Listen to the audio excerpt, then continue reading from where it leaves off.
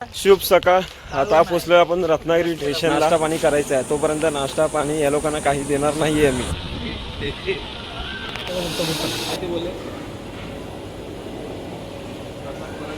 आता आमचं दर्शन झालं. आता दर्शन झाल्यानंतर एक प्रदक्षिणा घालतो आम्ही आता.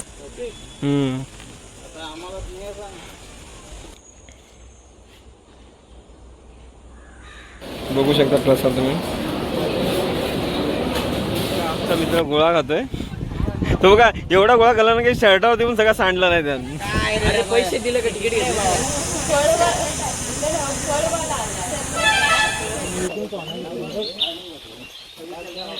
काम हा बुरुड करीत असतो. हे सूप तो कोयता कुराट नांगराचे पाळी हा चौहाटा देव आहे असं म्हणतात. कोकणामध्ये भरपूर भूत असतात, तर कोकणवासियांची अशी श्रद्धा आहे हा देव त्यांच्यावर नियंत्रण ठेवतो. अस्तित्वात म्हणजेच नाफी सुतार. हे बघा पुलावरती चढलेला. आता स्वप्नील बघा किती घाबरत होतो.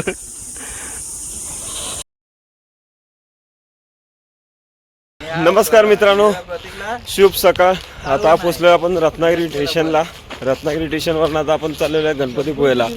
तर आता गणपतीपुळे जाण्यासाठी आपण पुढे हवेला चालत जाणार. हवेला चालत गेल्यानंतर आपल्याला तिथून ST किंवा प्रायव्हेट बस भेटले तर बसनी जाऊया. मग चल, माझ्याबरोबर आज दोघंजण आहेत. तो का प्रवीण आणि स्वप्नील धावडे. आता असं करा, आपण जाऊया आता गणपतीपुळे दर्शन घ्यायला जाऊया. गणपतीपुळेचं दर्शन घेतल्यानंतर आपण थोडंफार प्राचीन कोकण फिरूया मस्तपैकी. आता वाजलेले 7:30. मग आता चला पुढचा प्रवास करूया आता.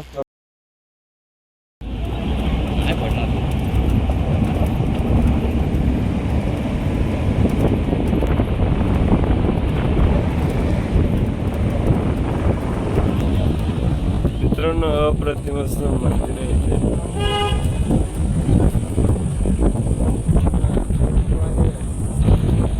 मित्रांनो आता चालू आपण दर्शनाला. आता फ्रेश मस्त झालेलं आहे. त्यानंतर दर्शन केल्यानंतरच नाश्ता पाणी करायचं आहे, तोपर्यंत नाश्ता पाणी या लोकांना काही देणार नाहीये मी.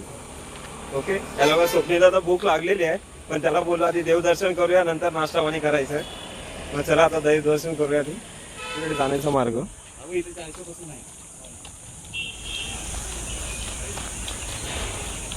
मित्रांनो. आता आपण मंदिराजवळ पोहोचतो.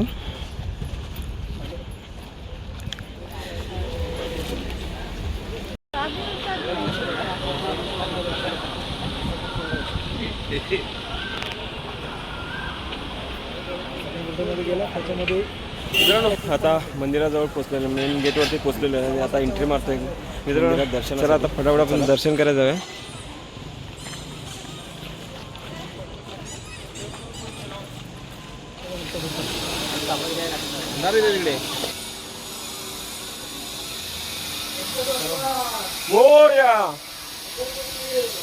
मित्रांनो आता मंदिराजवळ पोहोचलेलो आहे आपण.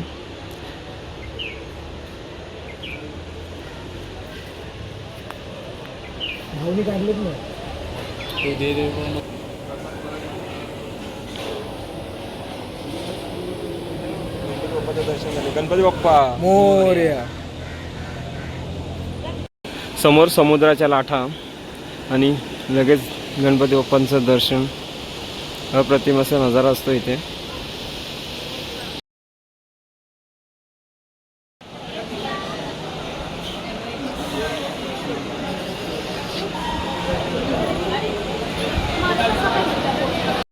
आता आमचं दर्शन झालं. आता दर्शन झाल्यानंतर एक प्रदक्षिणा घालतोय आम्ही आता. गणपती बाप्पा मंगलमूर्ती मोरया. प्रदक्षिणा घालताना आपल्याला ना छोटे छोटे मंदिर भेटतील.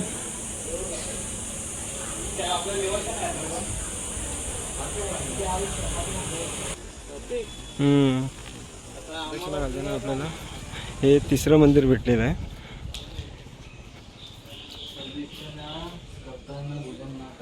प्रदक्षिणा घालताना आपल्याला शृंडास्थान बघण्यात मिळेल.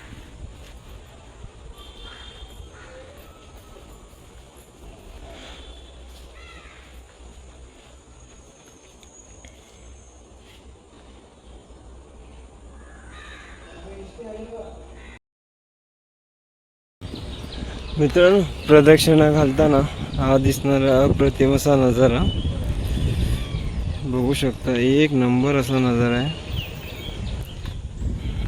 प्रदक्षिणा घालताना आम्हाला जांभळाचं झाड दिसलं तर आम्ही जांभळं पण काढून घेतली. आपली प्रदक्षिणा घालून पूर्ण झालेली आहे.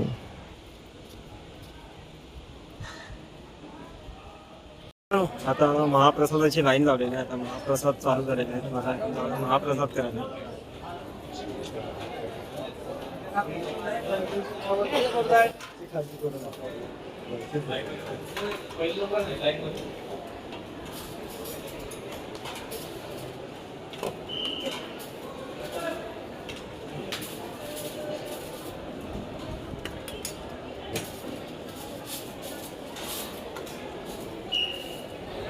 आता प्रसादामध्ये खिचडी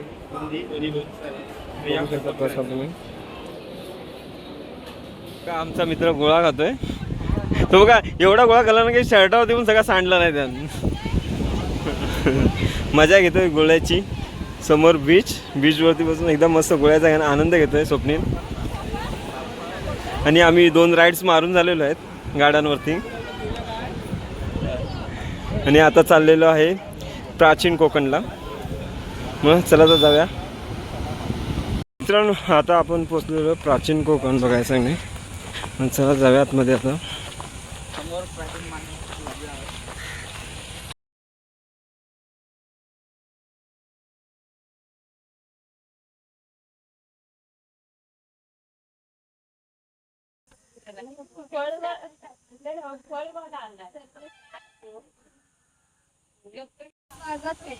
Konkan tourism development and research centre ही आमची संस्था आहे. आणि या ठिकाणी आम्ही येथे काम करीत आहोत. आपली संस्कृती ही निसर्गात विविध वनस्पती त्यांच्या विषयीची कृतज्ञता व्यक्त केली आहे. पूर्वी प्रत्येक गावात राखीव जंगले असे त्याला देवदाई असे म्हणत. त्यातील वनस्पती व प्राणी यांची हत्या केल्यास ते पाप समजते. विविध धार्मिक ग्रंथांचा अभ्यास करून आम्ही येथे एक वृक्षाचा बाग तयार केली आहे. प्रत्येकाच्या जन्म नक्षत्रानुसार एक वृक्ष आराध्य वृक्ष म्हणून मानला जातो.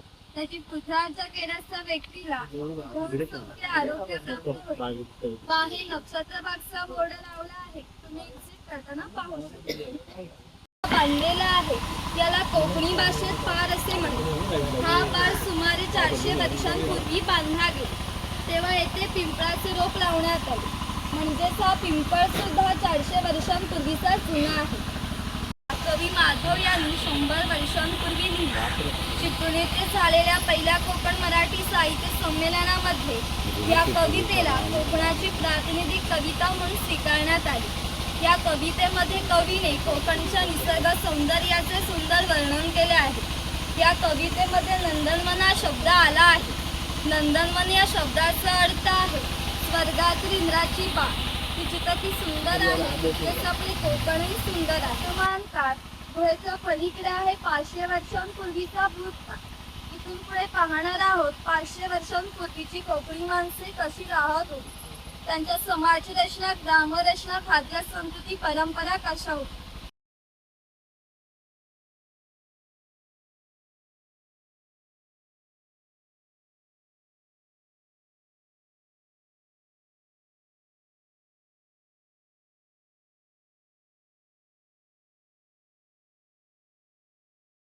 आईचे 50 किलोमीटर पाठीमागे ढकलले आणि या कोकण प्रदेशाची निर्मिती केली. म्हणून या कोकण प्रदेशाला परिश्रम भूमी असेही म्हणतात. कोकणामध्ये लाल रंगाचा जांभा नावाचा दगड मिळतो. जांभ्या दगडाचा हा जो पक्का रोड बनला आहे त्याला कोकणी भाषेत पाखाडी असे म्हणतात. ही पाखाडी सुमारे 400 वर्षांपूर्वी बांधली गेली. त्यावेळी ती गणपतीच्या देवळापर्यंत होती. काळाच्या ओघात नष्ट झाली. आज फक्त आपल्याला प्राचीन कोकणमध्ये शिल्लक राहिलेली पाहायला मिळते. पूर्वी अशा पाखाड्या सामान्यपणे ग्रामदेवतेकडे जाण्यासाठी बांधल्या जात असतात. आज आपण सुद्धा या पाखाडीने प्राचीन कोकणमधील ग्रामदेवतेकडे जाणार आहोत.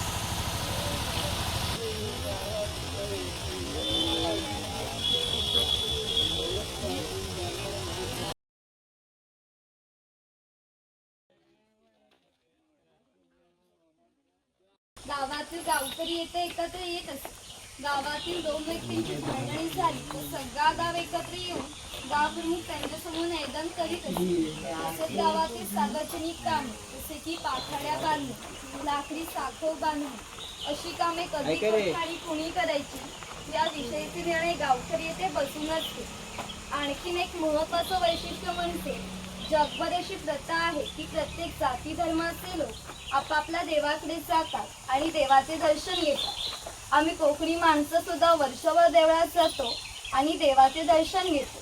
पण जेव्हा आमच्याकडे शिमग्याचा सण येतो तेव्हा हा देव या पालखीमध्ये बसून प्रत्येकाच्या घरोघरी नेला जातो. म्हणजेच कोकणी माणूस आणि देव यांचं नातं इतक्या जवळचं आहे की आमचं एकमेकांकडे जाणे येणे असते. त्या देवीचं नाव वाघजाई आहे. हे नाव आम्ही जाणीवपूर्वक ठेवलंय कारण असं म्हणतात ज्या निसर्गात वाघ आहे तो निसर्ग समृद्ध असतो.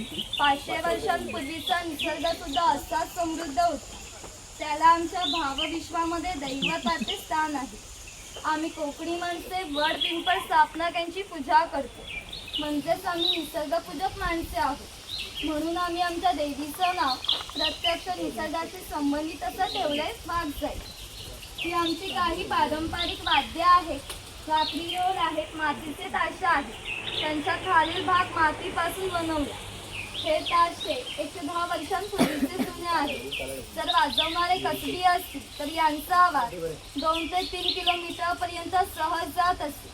पूर्वी यांचा उपयोग संदेशवर व धार्मिक कार्य केला जाईल. तसेच टुणटुण, सनई, चौघड इत्यादी वाद्य आहेत. हा चौहाटा देव आहे. असं म्हणतात कोकणामध्ये भरपूर भूतं असतात तर कोकणवासियांची अशी श्रद्धा आहे हा देव त्यांच्यावर नियंत्रण ठेवतो.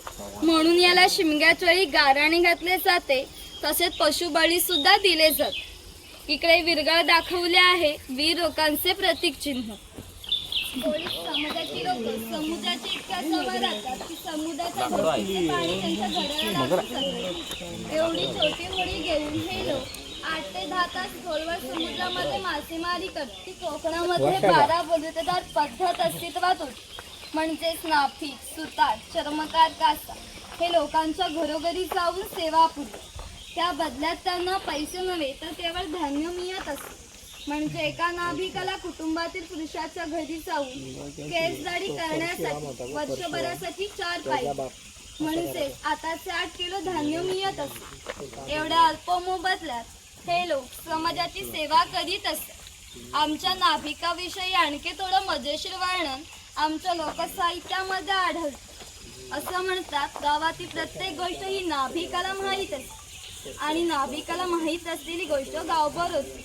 आता तुम्ही आलात, ही गोष्ट ज्या अर्थी आमच्या नाभिकाला समजली त्या अर्थी ती संपूर्ण गावाला समजली. आमचं सगळं गाव तुमच्या स्वागतासाठी उत्सुक आहे. प्रथेप्रमाणे आपण आधी खोतांच्या घरी जाऊ, मग गावात फेरफटका मारू. दादाच्या गावाचे खेळ प्रतिनिधी म्हणजे हा राजकीय बाबतीत पहिला मग खोत गावचे प्रमुख असतो. गावात मैदान करणे, कायदा आणि सुव्यवस्था सांभाळणे इत्यादी कामे खोतांची असतात. ही खोतांची बायको आहे. कोकणी स्त्रिया सुंदर होत्या आणि शूर होत्या, परंतु त्यांना स्वातंत्र्य नव्हतं. मातघराचं उंबरठा ही त्यांच्यासाठीची मर्यादा होती. ही खोतांची 2 मुले आहेत. ती आपला परंपरागत खेळ सोंगट्या खेळत आहेत. हा खेळ महाभारतामध्ये धर्मराजू दुर्योधन यांच्यामध्ये द्यूत या नावाने खेळला गेला.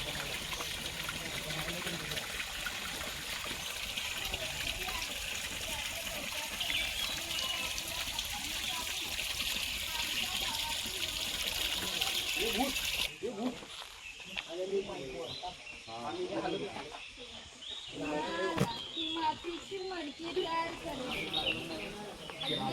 सामान हा सोनार असा असतो. या पंथांमधूनच भारतीय व्यापाऱ्यांनी जगाशी व्यापार केला. इथून निर्यात होणाऱ्या वस्तूंमध्ये हस्तिदंती वस्तू, कलम, कापड, हस्तकौशल्याच्या वस्तू, हिरे, माणिके, मोती, शंख, शिंपले इत्यादी वस्तूंची निर्यात हा वाणी करत असते. त्या बदल्यात संपूर्ण जगभरातून भारतामध्ये सोने येत असते.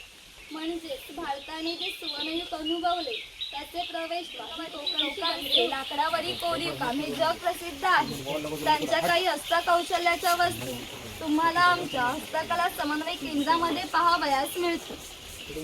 विणण्याचे काम हा सुतार करीत असे, त्याप्रमाणे लोखंडी अवजारे बनवून देण्याचे काम हा लोहार करीत असे. तो कोयता कुऱ्हाड नांगराचे फाळ इत्यादी शैली आहे. पूर्वी कोकणी माणसे आपल्या जेवणात खोबरे तेलाचा वापर जास्त प्रमाणात करीत असे. खोबरे स्वतः तेलाकडे घेऊन जात असे व तेही त्याला त्याच्या देखत तेल पाडून देत असे. प्रत्येक व्यवसाय हा जातीनिहाय होता. व्यवसाय निवडीचे स्वातंत्र्य नव्हते. प्रत्येकाला आपापल्या जातीचा व्यवसाय करावा लागत असे. बांबूंच्या वस्तू बनवून देण्याचे काम हा पुरुष करीत असे. हे सूप आहे, ही फुलांची परडी आहे आणि ही रवळी. याचा वापर धान्य धुण्यासाठी व अजूनही धार्मिक कार्य केला जातो. पूर्वी घरांमध्ये दगडमातीच्या वस्तू असतात. ते जागणीसारखे दिसते. त्या ढिगात असलेल्या जागीमध्ये धान्य ढिगामध्ये भात घातला जातो. त्यामुळे अख्खा तांदूळ निघतो व कोंडा बाजूला होतो. हे मोदक पात्र आहे, म्हणजे पूर्वीचा कोकणी कुकर.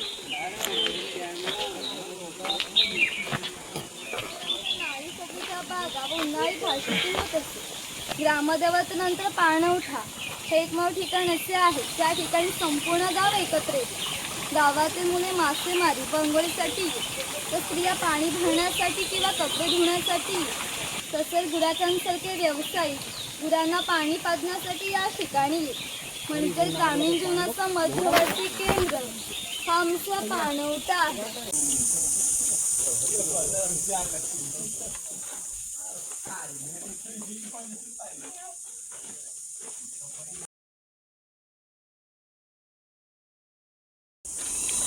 हे बघा पुलावरती चढलेला. आता स्वप्नील बघा किती घाबरत होतो. मी असं धावत आलो आणि तो एकदम घाबरत येतोय. किती एकदम काय नाही. अशा प्रकारे हा पूल बांधलेला होता. त्या पुलावरती जाऊन फोटो काढून आलेलो आहे.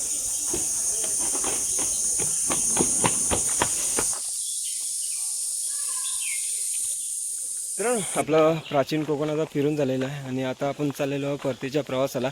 आणि कसं वाटलं रे प्राचीन कोकण फिरून?